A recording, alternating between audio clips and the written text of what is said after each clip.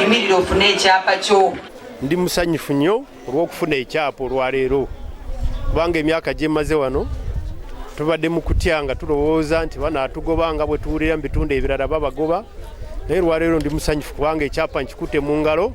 Twebaza abakulembeze baffe kye tubeebaliza nti tebanyigidde bakyala mabega ate n'abaami tebabanyigidde mabega, oba naffe bwetyo tetujja kunyigira baana baffe mabega. Bano be bamu ku batuuze 320 abafunye ebyapa akawungeezi k'eggulo ebikakasa obwannannyini ku ttaka mu ggombolola y'Ekigando mu disitulikiti y'e Mubende. Ono omukulu talaba muzibe. Ettaka lino lyagulwa gavumenti okuva ku Morris Peter Kajimu Kiwanuka, mutabani w'omugenzi Benedicto Kiwanuka.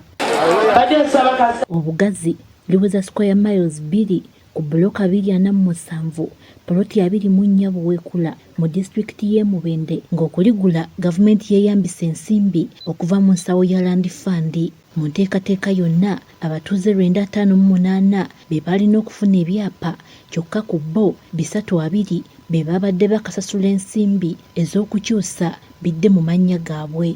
Pulezidenti agulidde ettaka eriri mu billions, balikubye bategedde kikyolina okusasula ekitono ekitali gamba nti weegule, naye ate n'omusolo omutono ogwo ogwa URA oyagala gavumenti eguweeyo nedda. Minisita w'ebyettaka Judith Nabakooba agambye nti gavumenti yagula ettaka eriweza square miles 180 mu Buganda ate square miles 523 mu Uganda yonna. Ettaka eriguliddwa mu Buganda ziri square mile 18 mu Buganda wonna, ng'era tunoonya ssente kulaba nti likubwa live mmanya ga Uganda Land Commission, bannannyini babe nabo nga bafuna ebyapa. Okwogera bino Nabakooba yabadde ku mukolo ogwategekeddwa disitulikiti y'e Mubende okukuza olunaku lw'abakyala ku ggombolola y'Ekigando. Atubuulidde abakyala 221 be bamu ku abo abaganyuddwa mu nteekateeka eno, kyagamba nti kabonero akalaga obuwanguzi eri omukyala. Nga n'abakyala abaali ekyapa bakiwunyiriza obuwunyiriza, abakyala baatuyitanga bwisiteekako omukono nga omujulizi oba teekako omukono nga neiba, naye kati mbagambye abakyala 2 balina ebyapa, ate nga ajjukira kiri ku ttaka ploti emu yokka.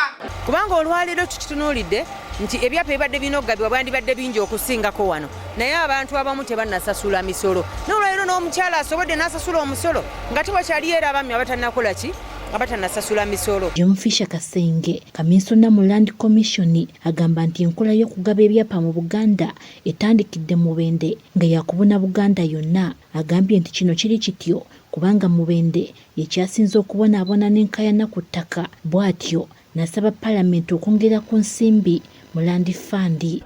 Twagala kutegeeza abantu baffe naddala aba MP nti kino kitandikidde wano, naye okukitwala mu maaso n'okulaba ng'ettaka lyonna lyetuguze lifuuka ebyapa ebyababadde ab'ebibanja, tulina kubanga tuwongeddwa ssente mu Uganda Land Commission, ssente za Land Fund, kibe nti ettaka lyonna lyetugula tusobole lifuulamu ebyapa. Ensawo eno eya Land Fund yateekebwawo gavumenti mu mwaka gwa 2014 ng'ekigendererwa kwali kusobozesa gavumenti kugula ttaka kweyinza okuzimba pulojekiti zaayo okusengulirako abantu ko n'okuwa abatuuze ebyapa abali mu kunyigirizibwa n'abateesobola basobole okwetongola.